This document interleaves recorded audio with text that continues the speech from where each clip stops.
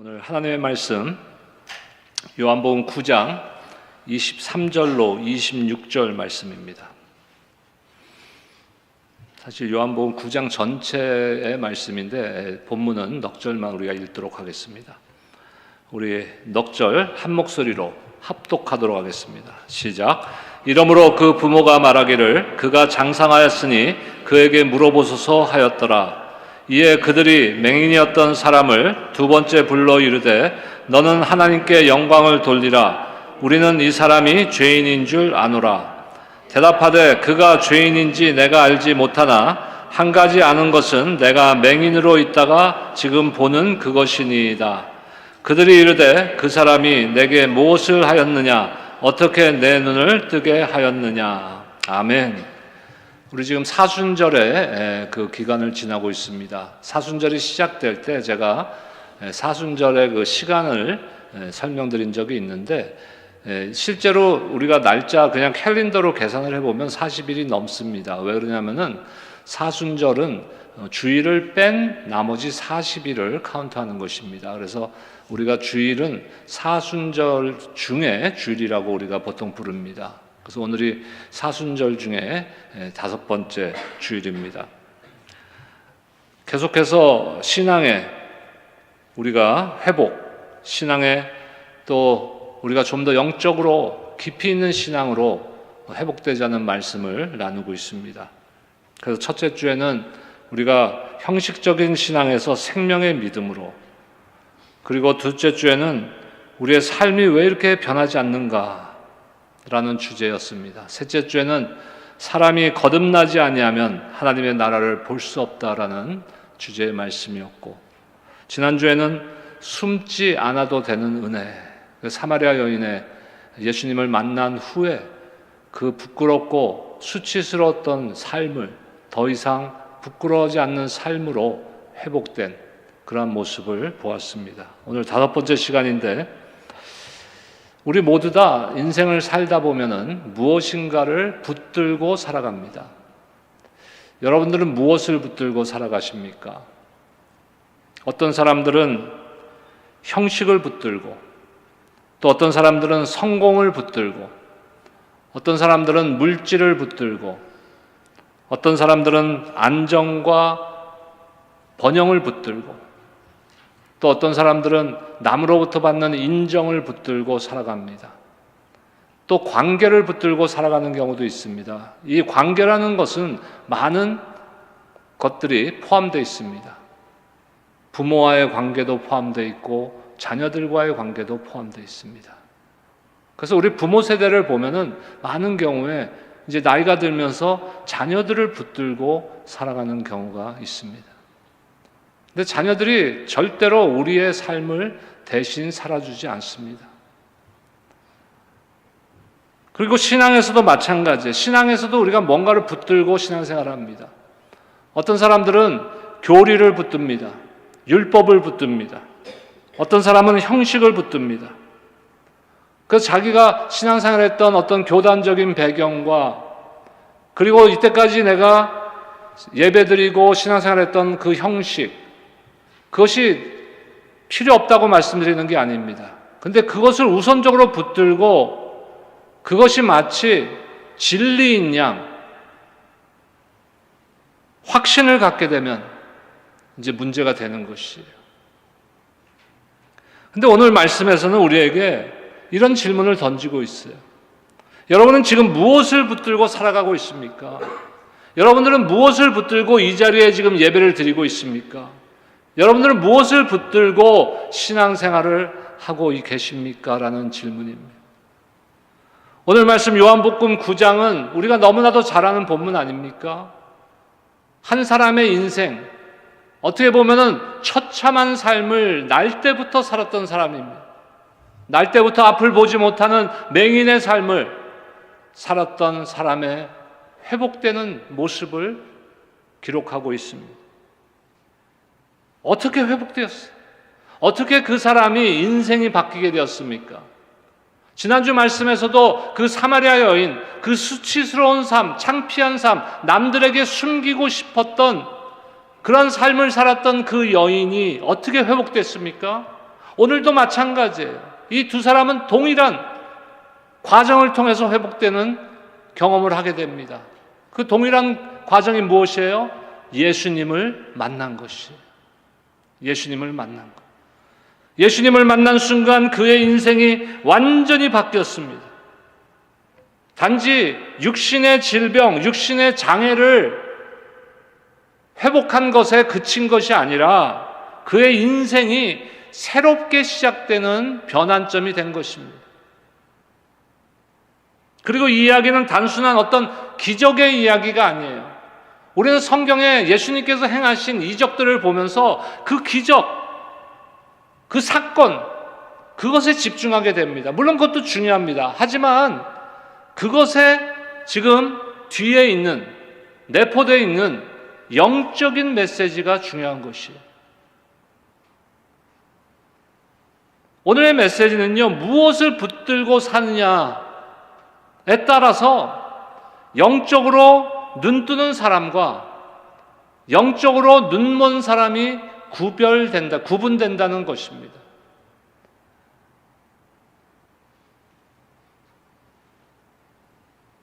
제자들이 날 때부터 눈먼 사람을 보면서 예수님께 질문합니다. 2절 말씀 보겠습니다. 2절 말씀 함께 읽겠습니다. 시작. 라피어, 이 사람이 눈먼 자로 난 것이 누구의 죄로 인함이니까? 자기니까? 그의 부모니까? 이 질문은요, 무엇을 지금 포함하고 있느냐면요, 그 시대의 유대인들의 종교적 관점, 신앙의 관점을 지금 완전히 반영하고 있는 그런 질문이에요. 당시 바리새인들의 교리는 어땠습니까? 죄를 지으면 하나님께서 벌을 내리신다는 거예요.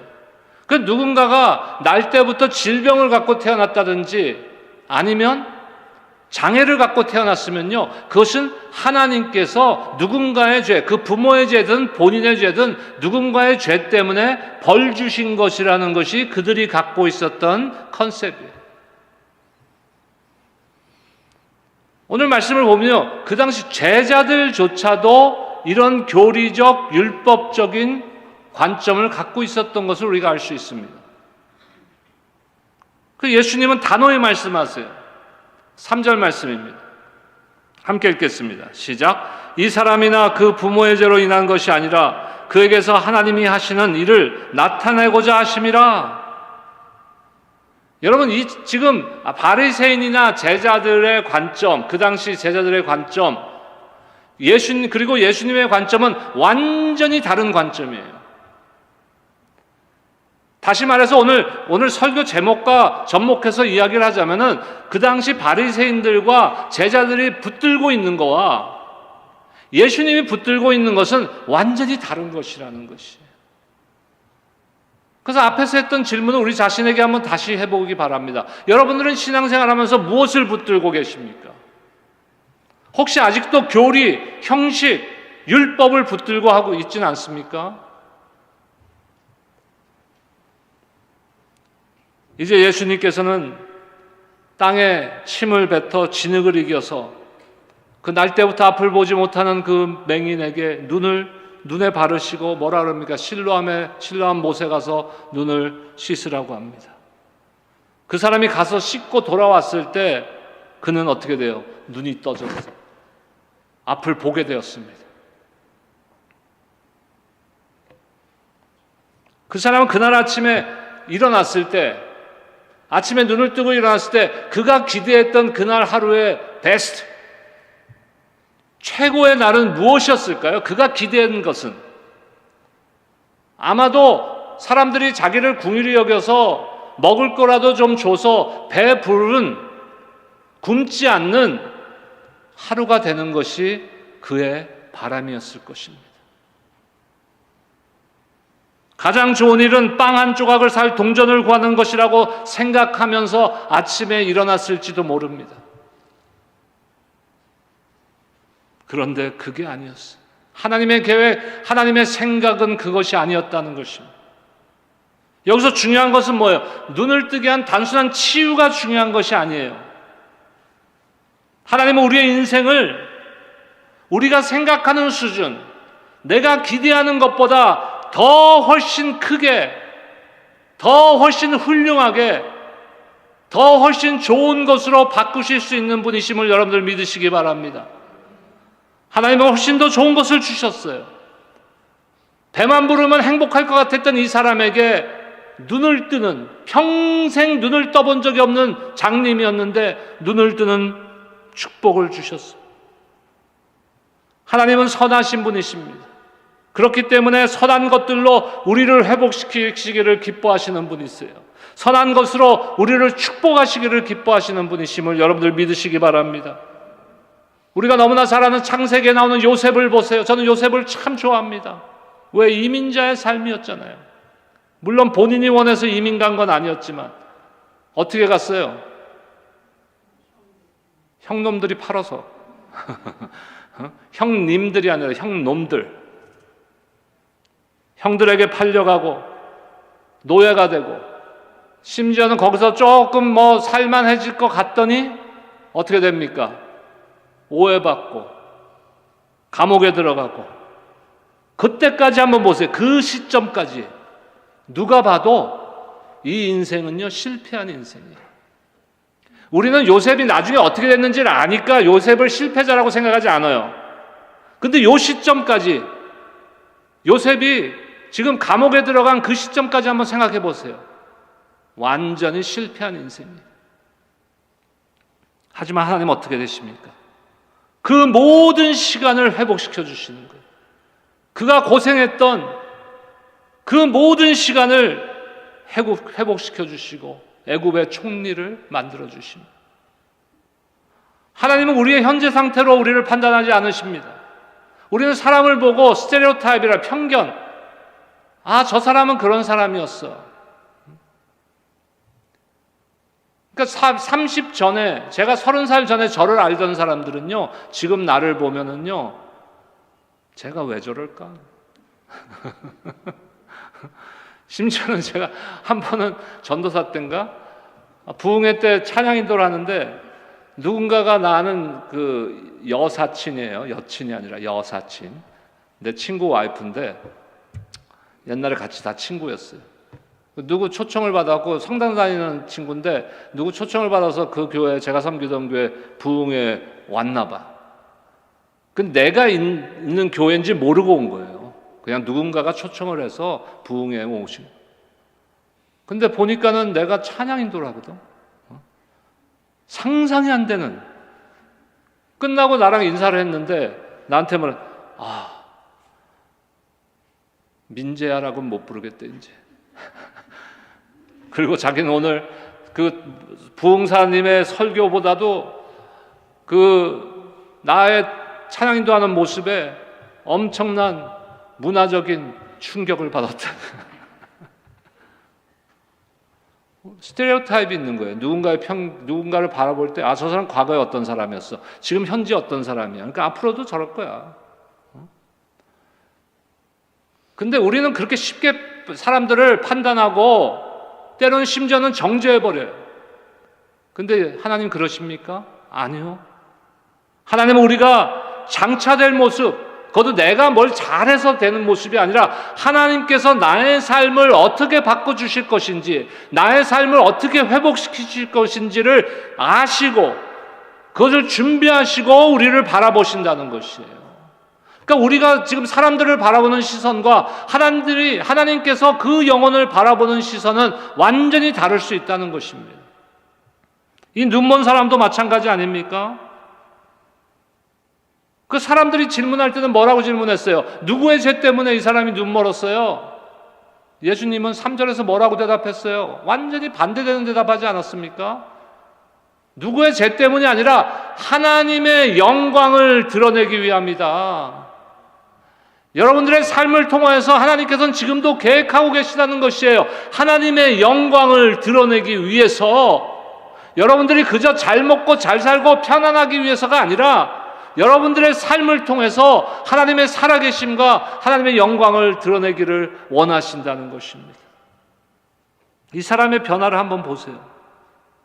처음에는 어떻게 됩니까? 11절에 보니까 예수라 하는 그 사람이 진흙을 만들어 그랬어요. 그냥 한 사람으로 봤습니다. 예수라 하는 한 사람으로 봤어요. 두 번째 단계는 어떻게 돼요? 17절에 보니까 바리새인 앞에서 그는 선지자니라고 선언합니다. 아직 예수님이다, 주님이다, 메시아라고는 선언하지 않지만 선지자입니다. 한 단계 더 나갔습니다. 33절에 보니까 압박을 받으면서 뭐라고 얘기합니까? 이 사람이 하나님께로부터 온 자가 아니라면 확신이 깊어지는 거야. 이분은 분명히 하나님이 보내신 분이시다 라는 확신이 오는 거예요. 그러면서 이분이 혹시 그 구약에서 예언되었던 메시아가 아니실까? 그리고 마지막 단계 어떻게 됩니까? 38절에 보니까 주여 내가 믿나이다. 그리고 예수님께 경배합니다. 경배에 이르렀어요. 이것이 신앙의 여정이에요. 신앙의 시작이에요. 신앙은요, 우리가 구원받는 것은 단번에 이루어지는 것입니다. 내가 복음을 받아들이고 마음으로 믿고 입으로 시인하면 우리는 구원을 얻은 거예요. 구원을 받은 거예요. 하나님의 은혜로. 이것은 단번에 이루어지는 것이에요. 하지만 신앙의 여정은, 신앙생활은 단번에 이루어지는 것이 아니에요. 발견의 여정입니다. 무엇을 발견해요? 하나님을 알아가는 거예요. 예수님을 알아가는 것이. 바리새인들이 이제 등장합니다. 보통의 사람들, 우리가 한국말로 인지상정이라고 그러잖아요. 보통의 사람들의 감정으로는요, 내 옆에 있던 사람이 날 때부터 장애를 갖고 태어난 사람인데 갑자기 이 기적적인 현상으로 나았어요. 아직 하나님의 역사인지 모르지만 나았어요.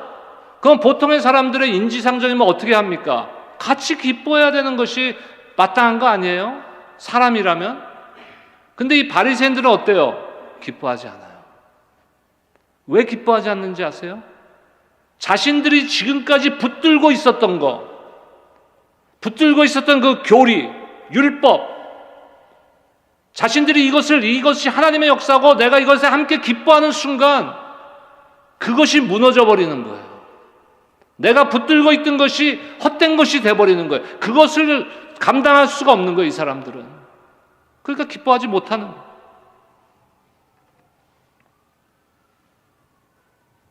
하나님께서 그 사람을 고쳤다? 이것은요, 자신들이 지금 신뢰하고 붙들고 있었던 교리가 잘못됐다는 것을 반증하는 것이. 우리의 최우선 순위는 무엇이어야 됩니까? 무엇을 붙들어야 됩니까? 하나님의 말씀 전체에서 예수님의 가르침을 듣고 그것을 따라가는 것이 우리의 최우선이어야 되는 것이에요. 그래서 우리 두 번째 오늘 교훈은 뭐예요? 핵심 교훈은요, 이 교리를 느슨하게 붙들어야 된다는 것이에요. 예수님은 강하게 붙들고 교리는 느슨하게 교리가 중요하지 않다고 말씀드리는 거 아닙니다. 신학적인 것이 중요하지 않다고 말씀드리는 거 아니에요. 중요합니다. 제가 말씀드리는 건 우선순위를 말씀드리는 거예요. 어떤 교리도, 어떤 교단도, 어떤 신학적인 파운데이션도 예수님을 앞설 수는 없는 거예요. 예수님을 앞설 수는 없는 거예요.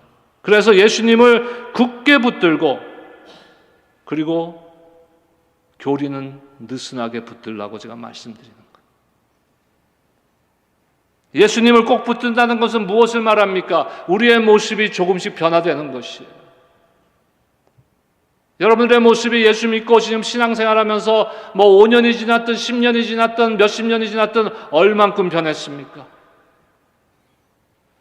얼만큼 예수님의 모습을 닮아가고 있느냐, 이것이.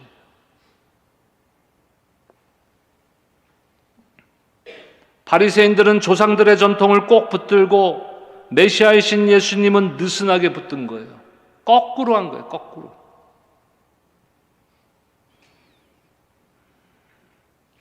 그들에겐 겸손함이 없었어요. 신앙의 유연성이 없었다는 것이에요. 제가 말씀드리죠. 우리가 성경적인 복음에 대한 것은 타협하면 안 돼요. 성경이 제시하는 복음, 성경이 제시하는 하나님, 성경이 제시하는 예수 그리스도는 어떤 다른 교훈이나 지식과 타협해서는 안 됩니다. 하지만 그 외의 것들은요, 우리가 신앙의 유연성을 갖고 있어야 되는 것이. 항상 이것을 염두에 둬야 돼요. 나의 생각과 예수님의 생각이 다를 수 있다. 나의 생각이 항상 옳을 수 없잖아요. 그럼 예수님의 생각은 항상 옳은 생각이에요. 여러분 인정하십니까? 그러면 내 생각이 잘못된 거잖아요. 만약에 다르다면. 그러면 누구 생각을 고쳐야 돼요? 이건 좀 소리가 큰데? 다른 게 많은가 본데?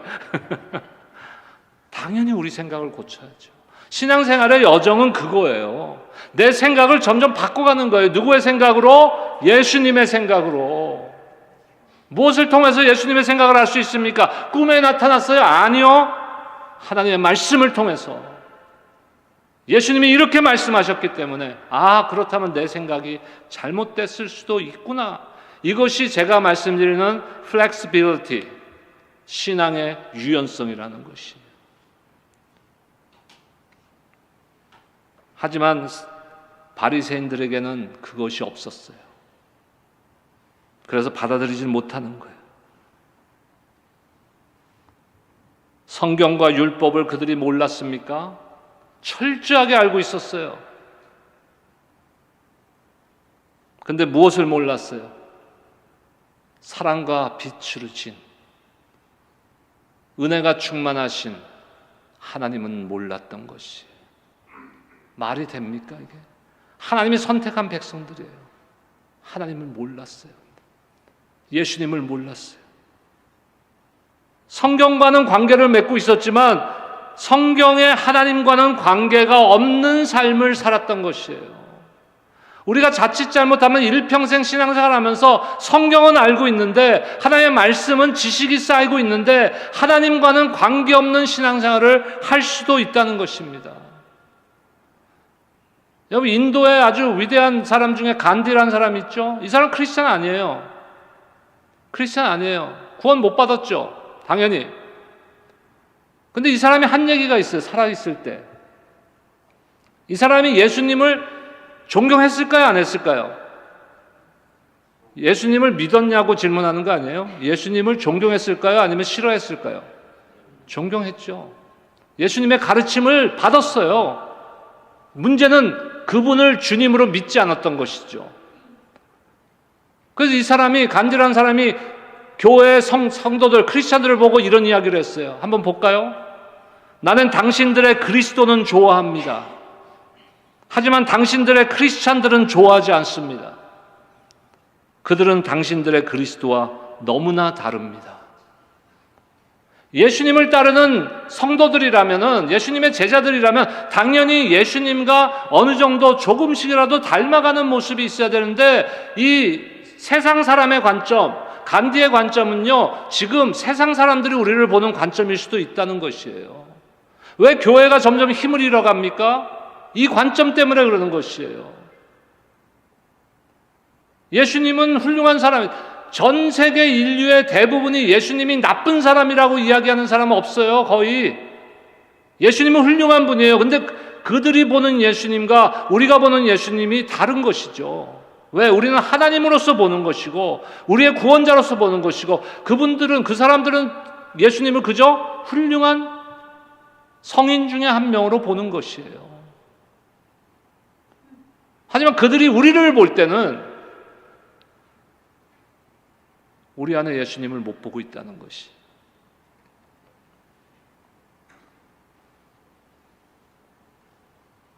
어쩌면 간디라는 사람은 예수님의 삶, 예수님의 사역, 예수님의 가르침, 예수님의 십자가의 죽음을 향해서 기꺼이 가는 그 모습을 보고 끌렸을지도 몰라요. 이분 참 훌륭한 분이구나.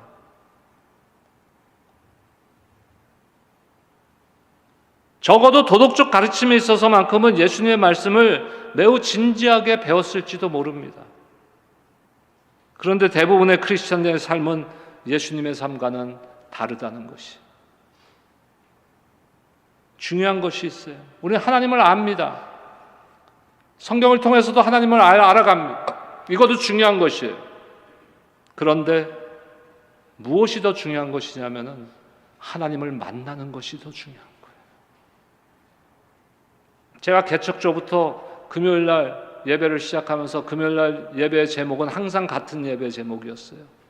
Encounter. 주님을 만나는 것이. 주님을 만나는 것이.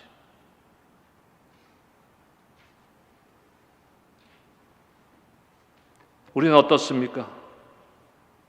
오랜 신앙생활을 통해서 성경과 교리는 잘 알지만 사랑과 빛이 충만한 창조주 하나님으로부터 멀어져 있었던 바리새인과 같은 그러한 삶은 살아가고 있지 않습니까? 하나님을 마음과 뜻과 목숨과 힘을 다해 사랑하고 이웃을 자신처럼 사랑하라고 하신 주님의 계명을 따르고 있습니까? 원수조차도 사랑하고 있습니까?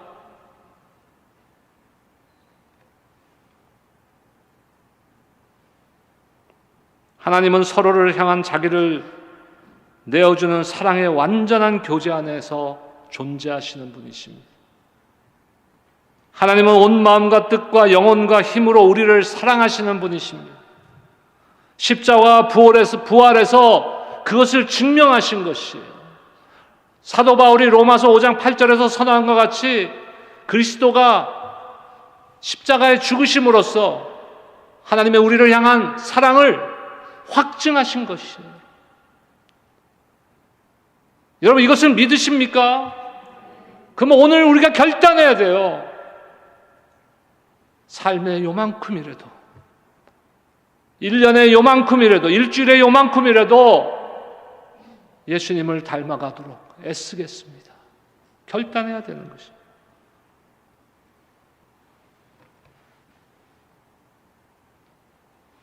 저희 스텝 사무실에 가면요, 벽에다 이렇게 성경 구절을 영어로 붙여놨어요. 스티커를.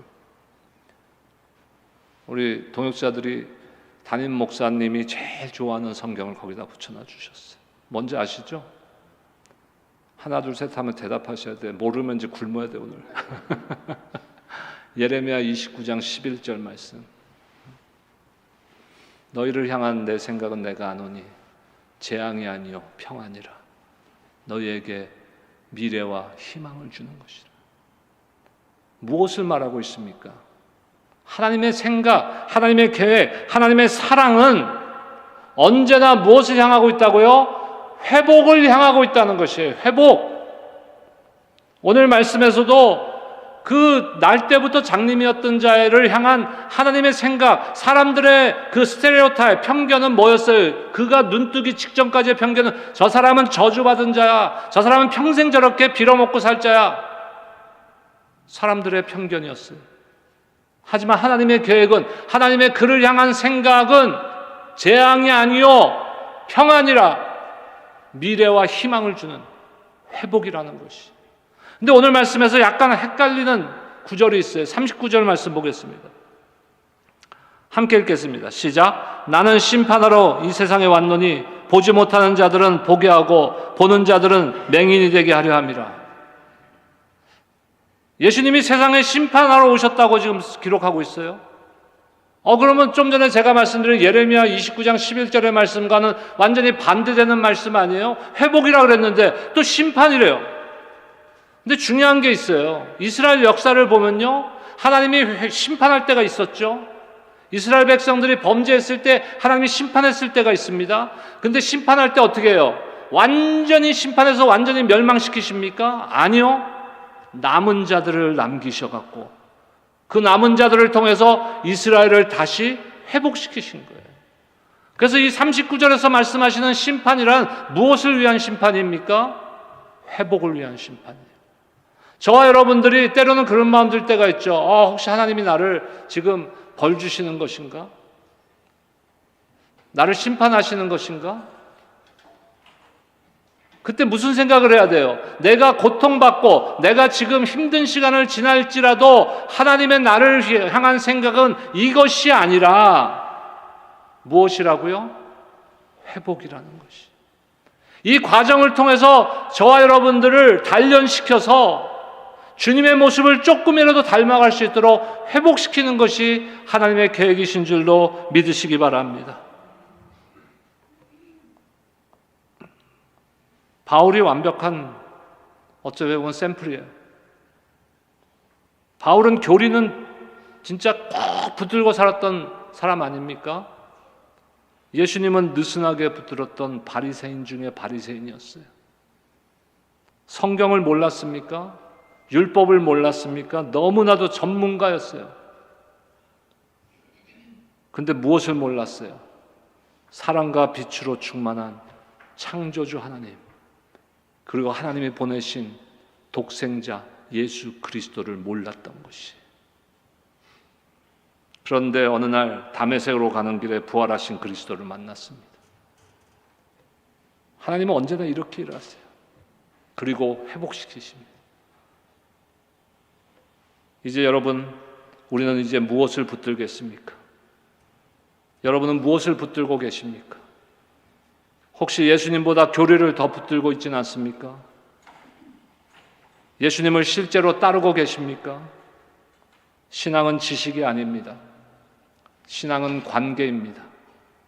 신앙은 설명이 아니에요. 내가 무엇을 잘 알아서 설명하는 것이 아니라 신앙은 따라가는 것이에요. 예수님을 꼭 붙드시는 여러분들 되시기를 주님의 이름으로 축복합니다.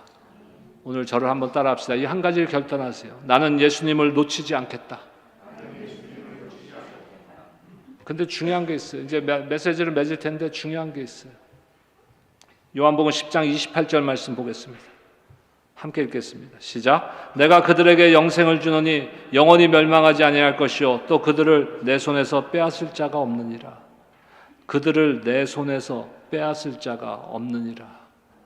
누구의 의지예요? 이것은 하나님의 의지예요.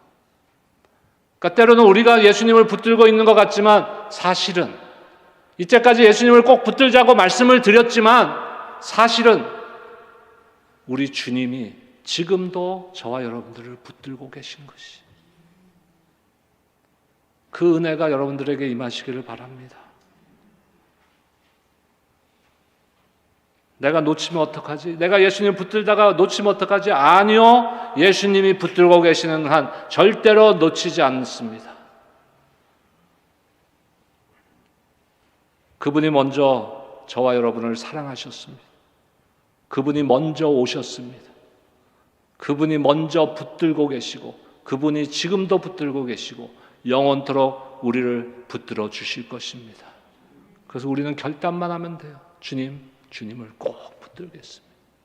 그런 저와 여러분들이 되는 이번 사순절, 부활절이 되시기를 주님의 이름으로 축원합니다. 기도하겠습니다.